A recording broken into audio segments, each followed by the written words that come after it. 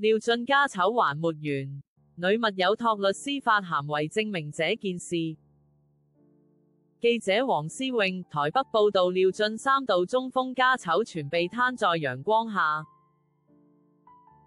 日前演員兒廖錦德槓上他的經紀人小蔣以及主要照顧者女密友楊文慈，三方口水戰不斷。廖錦德與楊文慈的糾紛起於楊替廖俊保管一包重要物品，包含房地契存摺等。廖俊中風前曾囑咐，沒有他的允許誰都不准動，未料他中風倒下，廖錦德與姊妹們便對楊文慈提告。對此楊文慈要證明真的已經將廖俊所託之物都交給律師保管，今一日再由律師發出聲明，證實已經收到這包重要財物。楊文慈昨已發聲明提到，廖俊託付一大包房地契存摺都已交給律師，今律師事務所再發聲明，證實已拿到這些重要財物，並列出清單，暫不公開，日後待廖俊身心健康恢復，本人再決定給誰，也代表這些財務現在誰都不准動。律師函之受文者為廖俊，本名廖之源，楊文慈為副本收件者，附件為物品清單月份。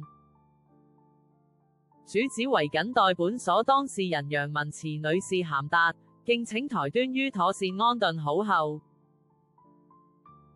可在擇時親自或委由信賴之家屬或其他代理人與本所聯繫，比便安排私人物品之領取事宜，詳如說明，敬請查照。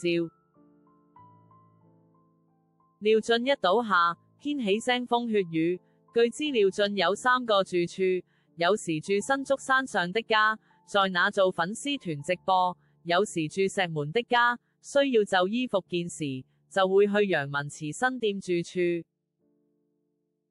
7年來，子女們的確會和廖俊約在外頭聚餐吃飯，但他們不想見到楊文慈，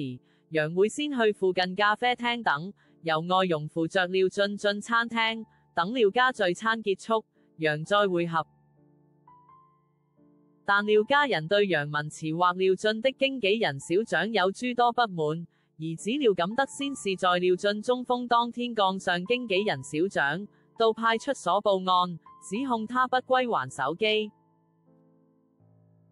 還將父親住院照外流給媒體，接着也控告楊文慈偷竊入侵住所和盜領，還限制兩人不能探病，楊文慈因此心寒，把家醜傳牽了。其中媳婦為兒女學費要10萬塊，兒子廖錦德是否有兵役問題也受到關注，但廖錦德皆沒有回應。不過他昨晚轉傳一支廖俊粉磚勾吉上的影片，影片中廖俊與經紀人嘗試民間如何制止打格的方式，其中一個方式便是將碗放在頭上，然後用筷子垂直敲碗。